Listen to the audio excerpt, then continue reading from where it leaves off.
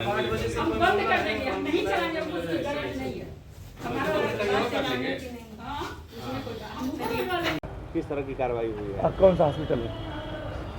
जीवन ज्योति। पहले तो मैं आपको ये बता दूं कि जो राजेंद्र नगर में दुर्घटना बेसमेंट में हुई है, उसके क्रम में दिशा निर्देश दिए गए हैं कि सभी बेसमेंट, चाहे वो उसमें कोचिंग चल रही हो, चाहे अस्पताल चल रहा हो, चाहे कुछ भी मतलब कार्रवाई हो रही हो इस तरह की जिसमें मानव जीवन को खतरा है, उससे संबंधित जांच हो रही है बेसमेंट की।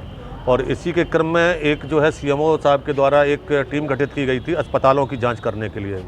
तो आज हमारे साथ में डिप्टी सीएमओ मिस्टर मौर्य और हमारे सीओ साहब हैं, हमारी टीम है। उसके साथ में हम लोगों ने आज 2-3 अस्पतालों को देखा।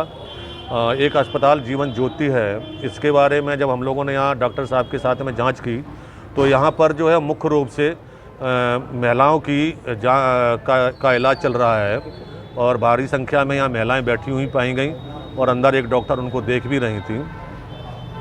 जानकारी करने पर पता चला कि जो इसकी डॉक्टर हैं वो वर्तमान समय में अपने पति का इलाज दिल्ली करा रही हैं, मुंबई करा रही हैं, और कई महीनों से यह अस्पताल बिना उनकी देखरेख के चल रहा है। और यहाँ पर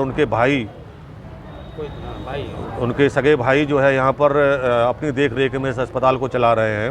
जब उनसे पूछा गया तो उन्होंने कुछ बताया नहीं और चुपचाप किसी तरह से यहाँ से भाग गए, फरार हो गए हैं। डॉक्टर साहब ने जो बताया है कुल मिलाकर के यहाँ पर अल्ट्रासाउंड भी हो रहा है, सब कुछ हो रहा है, लेकिन कोई ये बताने को तैयार नहीं है कि ये कर कौन रहा है।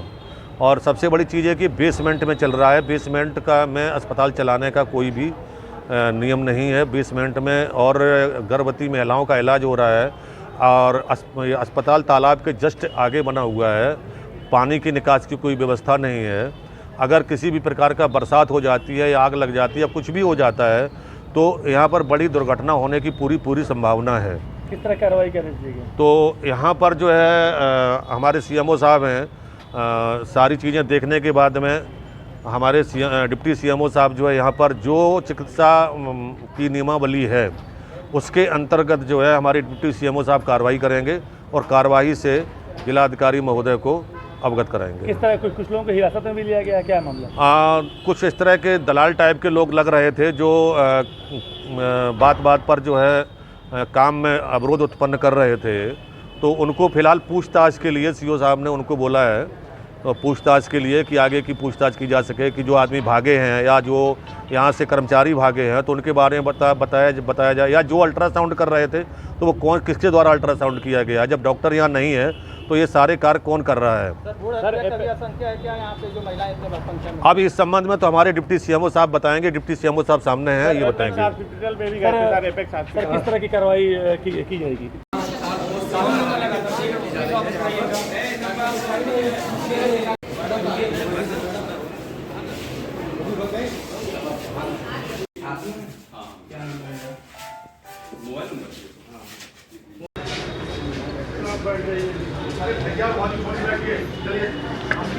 अंदर कुछ